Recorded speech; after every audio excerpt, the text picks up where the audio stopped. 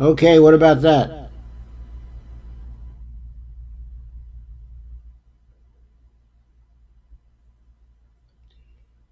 Has there been any change?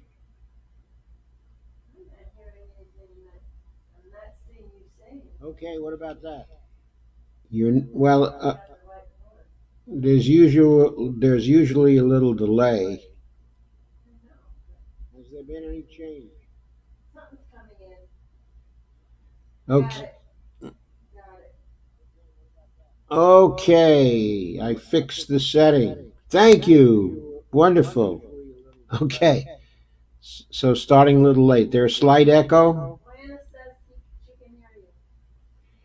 Okay, how about now? Any echo?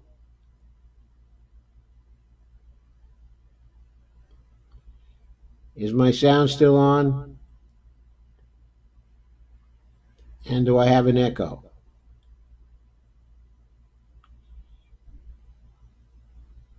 Okay, let me know.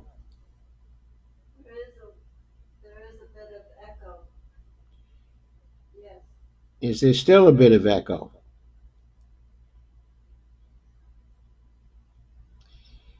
Okay, is the echo gone yet? I have.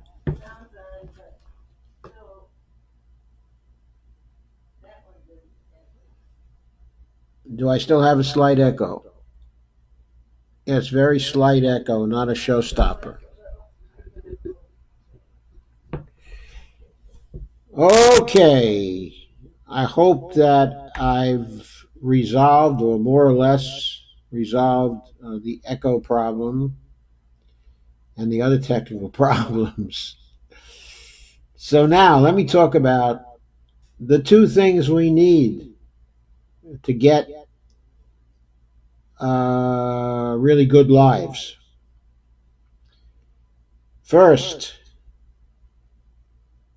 those in our government need to have knowledge of the real limits of government spending based on the modern money theory approach to macroeconomics. Why is that so? It's so because we have so many problems to solve today, and the solutions will be so expensive that we need to have the full policy space of the government available to us. The full policy space available to the government. When I say the full policy space, what do I mean? Well, what I mean is that when you take into account the leakages of demand due to the balance of trade, and also due to the savings desires of our people, the government has to spend enough to make up for those two leakages of demand. I shouldn't have said spend enough. I should have said, has the deficit spend enough? The deficit has to be sufficiently large. For example, at the present time, there appears to be, based on past history, there appears to be a potential savings desire, okay, among the population, which amounts to roughly 6% of GDP. Our trading desires are also such that we're likely to have a current account by deficit, a trade deficit, which also amounts to roughly 6% of GDP. That means the government should be running a budget deficit right now, and also targeted at the right people. and that that particular deficit should amount, theoretically, and this is just an estimate, okay, it's not a precise estimate, it's a generalized estimate, could be a little less, could be a little more. If it's actually mistargeted, it could be that a higher deficit spending will be necessary, 15%, 16%, so on. That if it's targeted right, at the present time, we probably need government deficit spending by the federal government to the tune of 12% of GDP. That means roughly that we ought to be looking at a deficit spending of 2.4 to 2.7 trillion dollars annually. And what's more, if we did that kind of deficit spending, it would be growing in absolute amount each and every year. So the year after, it might be 2.8 trillion or 3 trillion, and so on. But unless our spending and saving patterns change drastically, we should be looking at 12% of GDP in deficit spending. Now, I mentioned how much that would be, okay, in dollars. I estimated that for you. My question is, what are our decision makers in Washington excited about right now? What are some of them actually panicking about?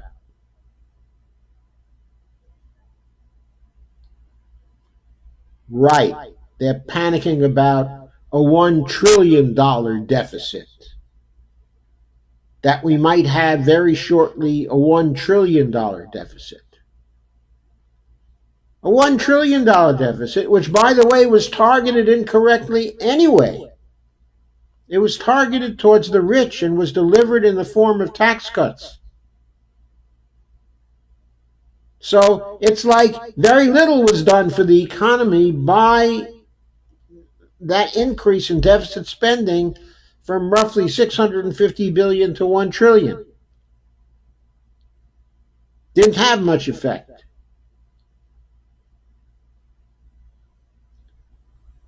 But that means that we probably have deficit spending space left of something like $2 to $2.2 trillion or something like that.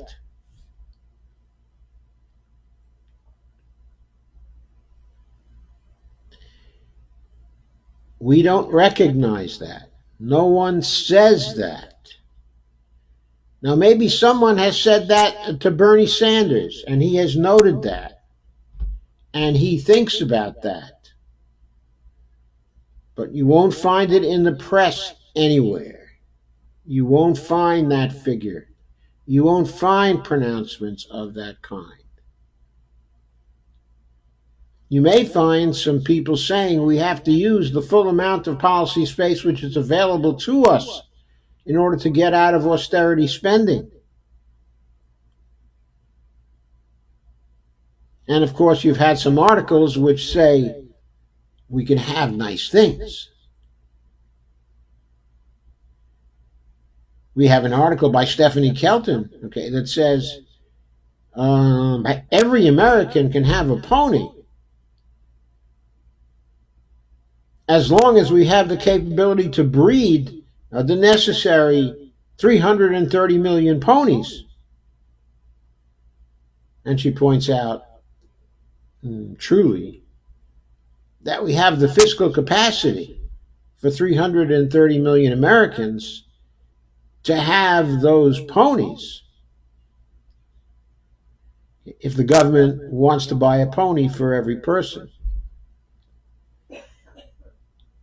However, she also says there may, however, be one constraint on that, and that is to supply everyone with a pony isn't a fiscal problem, it's not a financial problem, but it's an economic impact problem because that might well cause inflation. And especially if we cannot resource the 330 million ponies. Well, the articles that have come out so far are focused on nice things. But what I'm trying to get us to think about here is good lives. I didn't want to say nice lives, because we want lives that are more than nice. We want lives that are good lives. So, if to have nice things, it may be necessary to use the policy space that we have, it's also clear that if we want to have good lives, we need to use all the policy space that we have. The other approaches to macroeconomics don't really tell us the amount of policy space we have in terms of federal spending before we hit the inflationary barrier. But MMT tells us that. And our policymakers need to be listening. That is one requirement. Okay. A second requirement is that we need a president and a Congress. We need the combination of both that will use the policy space defined by these limits to implement a comprehensive political and social framework, enabling us to create good lives for ourselves.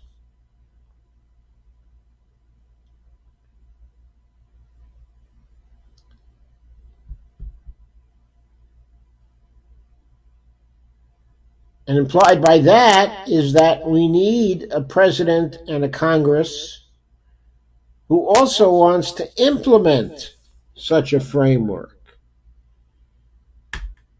And implied by that is also that the political support must be there for them to implement the necessary policies and programs. So, what I want to ask you now is, keeping that in mind, without knowing the details of a comprehensive political and social framework, which of course would also include a policy framework, who among the current candidates we see on the board right now in the debates or running or appearing in the polls, who among the current candidates is most likely to want to implement the necessary framework? Well, I think it's plain that not a single Republican would like to do that.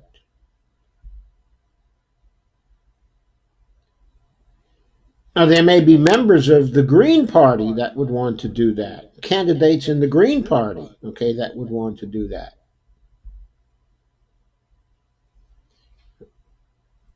Of course, though, the Green Party has found it very difficult because of the political framework we have now to build any measure of support.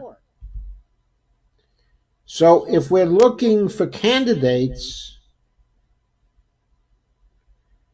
who have a reasonable chance of election, and I'm not being very strict about this, just taking the candidates who we've been seeing who are running, there are only 3 Dems now running who present any possibility of being able to formulate and to implement the kind of comprehensive political and social framework that might give us the background conditions for everyone to build a good life, or nearly everyone, okay, to build a good life. Who are the three Dems? It's pretty plain. There's Tulsi Gabbard, and there's Elizabeth Warren, and there's Bernie Sanders.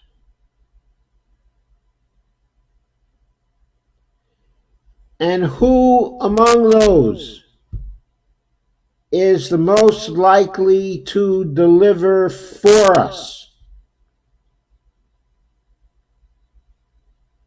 Well, what is delivery for us going to require? Again, first, it's going to require knowledge of the proper macroeconomic approach. Who has that? The only one of the three who has that is Bernie Sanders. Because Bernie Sanders has Stephanie Kelton as his chief advisor when it comes to economics.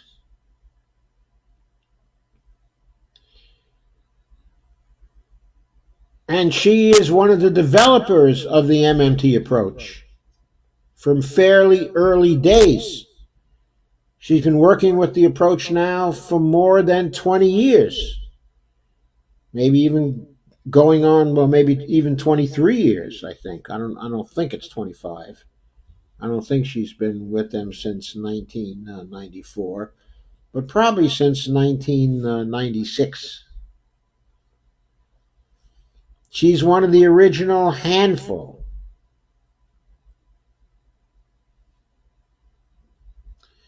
So Bernie Sanders has that particular knowledge.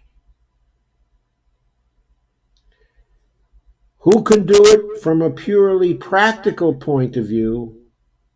Well, maybe Warren and Tulsi Gabbard can learn. But there's no indication in any of their pronouncements or any of their advisors that they've so far had any disposition to learn this approach to macroeconomics. As far as we know, their fiscal outlook on federal spending is that taxes pay for federal spending, and for everything we spend, we have to tax. If we don't tax, we have to borrow, and someday we're going to have to pay back what we borrowed. I think, as far as I know, Warren and Gabbard still adhere to that particular framework. And that framework is a loser's framework when it comes to providing us the background conditions for a good life. But still, they can learn. The primaries, are young yet. Doesn't take too long to learn the basics of MMT, even when one is running in a campaign. I mean, one can learn some of the basics in only a day or two, especially if one has an advisor. So they may pick up on it. Who knows? Based on the pronouncements Sanders has given us, you would not know that he knows anything about MMT. But we know that he does, because we know who his macroeconomic advisor is, and she's been that now since, if I recall correctly, 2015, even I think late in 2014. So she's told him about it, most probably many, many times by now.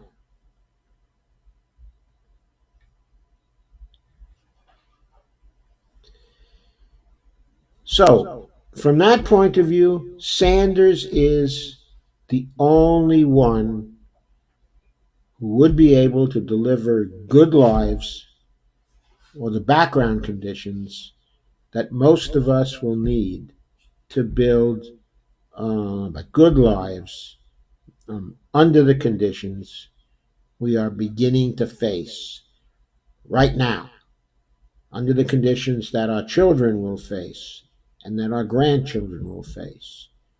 But beyond all that I've said so far, there's another reason why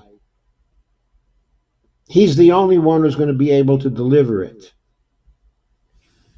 And that reason is that he's the only one with a movement to back him. He's the only one right now with 1 million volunteers. And that is so important. It's so important for the ground game. It's so important for staying steady in the polls. It's so important for raising money without having to go to the plutocrats.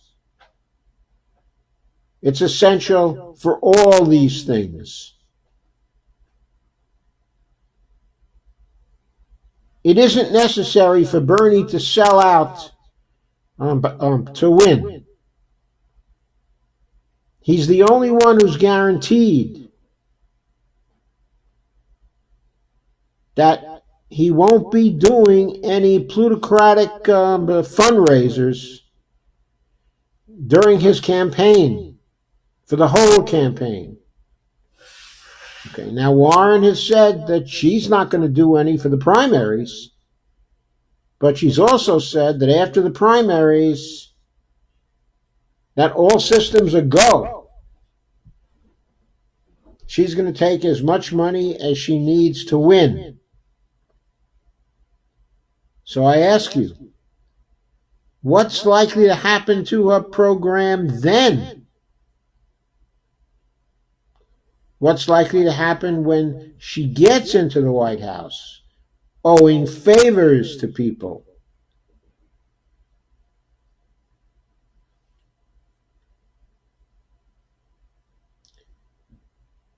Only Bernie Sanders can enter the White House with a powerful movement in back of him. Only Bernie Sanders can build that movement further. Only Bernie Sanders can have that movement backing him while he is in the White House.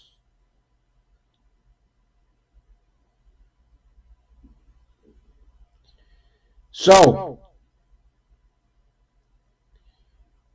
it seems to me, to paraphrase an old slogan which was used in a very disturbing context, it seems to me that Bernie's the one.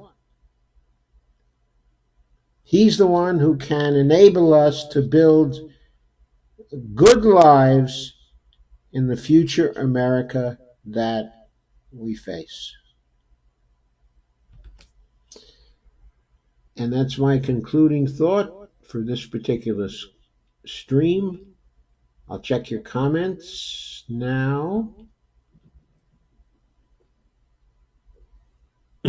Steve says, Bernie Tulsi 2020. And Joanne Ricardio says, Sanders. And Steve says, I agree, Joe, only Bernie, but will they cheat him again? They may. They may not be successful in cheating him. They may try and they may not be successful. Hi, Devorah. Hi, Russell. Joanne says, Congress needs to be voted out in favor of MMT progressives. Oh, I sure hope so. I sure hope so. I sure hope so. But I think it'll be a long time before we see that coming.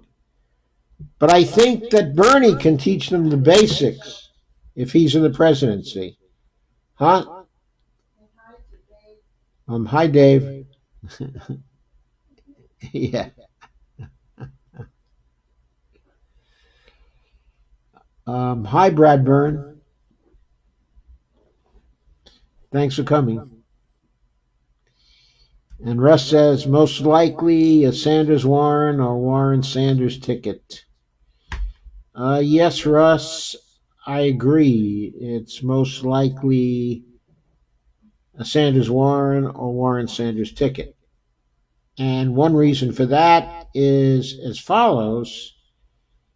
You see that Warren is issuing plans and plans and plans, and Bernie is issuing plans and plans, okay, and more plans for all the major areas of concern that we have.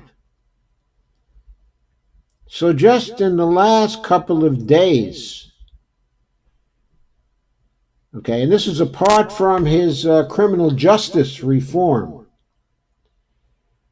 there was a plan issued by Bernie called the Workplace Democracy Plan. He actually had something like it before, but he just released the latest version of it. And it's up on his website, okay, at this point, and in the next couple of days here,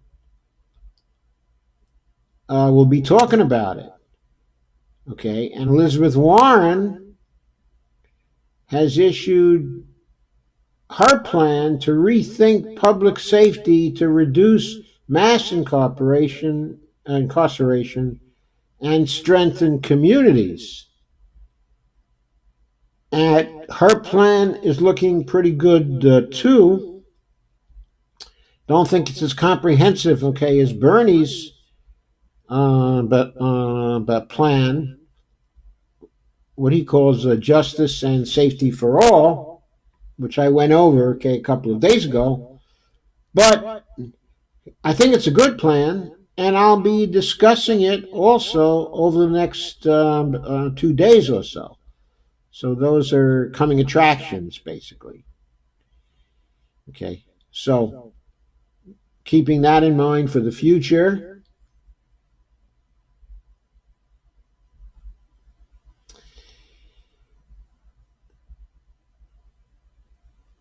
With both of them issuing plans, and in doing so exhibiting their competence in thinking through the problem, and with both of them getting increasingly popular, which is the actuality of what, okay, is happening, and with Biden beginning to show signs that he's going to lose a ton of support,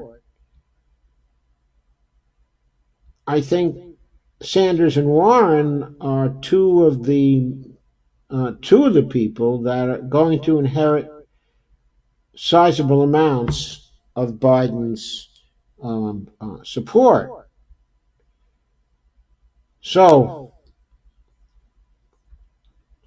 we have to look at the idea that increasingly these days the vice president is someone that can often be charged with helping to implement the plans of the president in certain areas. And given the kinds of reforms that Bernie likes to see, it's clear that on the domestic front, that Warren would be very, very good, okay, at implementing those. She wouldn't be so good in foreign policy, however. But still, she will be the visible person. And a Sanders and Warren ticket would be a unity ticket, as would be a Warren Sanders ticket. Now, I don't know if a Warren Sanders ticket is really popular. I do not prefer a Warren Sanders ticket. I prefer a Sanders Warren ticket. And the reason why is because I think that Bernie's will and drive to get these things done is greater than Warren's. I don't get the impression from her that she is the irresistible force. She's very good, and she will pressure a lot. And in a later stream tonight, I'll talk about her style of getting things done and how it can be very, very helpful. But at the same time, she doesn't have the lifelong commitment to this that I think, that Bernie has. Now, Steve asked the question, will they cheat him again? And I answered, yes, they're going to try. Can they be successful? I think that may depend on how many people we get on the ground and I said we, the Bernie supporters, get on the streets and get in those rooms where vote counting, is going on. If there are people there, and if the transparency is great enough, there may be a sufficient deterrent, to rigging that they won't be able to rig too much. If that's the case, I think Bernie still has a chance. But if that does not happen, and it's rigged against him again, and it's given to Warren, or worse, to somebody like Harris, then I think it really comes down to whether Bernie can just sit back this time and face it, or whether he has to go third party and run third party and run with a new party, like the Movement for a People's Party, for example.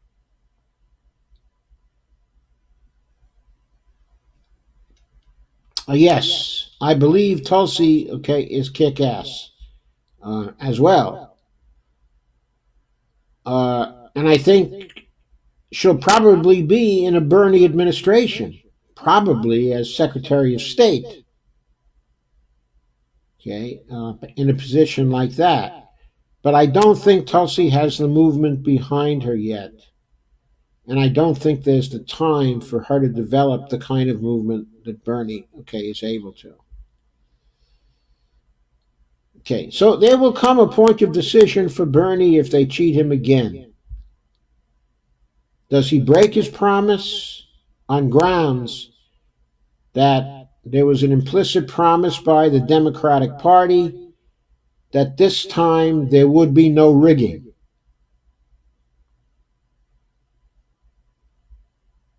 And since they did rig again, he is not obligated to keep his promise because they broke their side of the bargain first.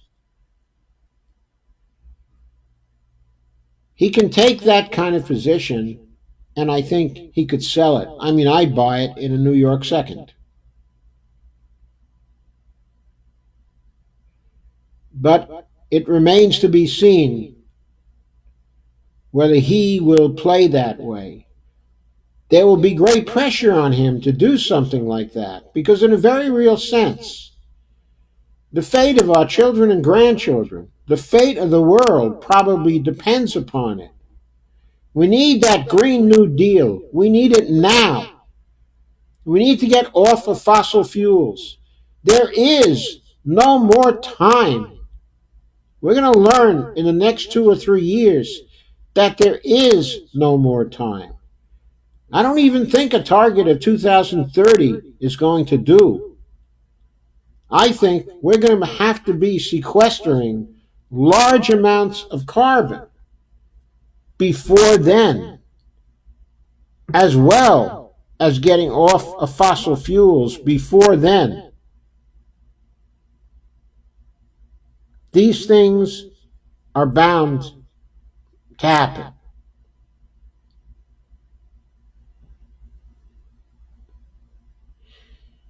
Okay, so I think I'm going to end this stream here.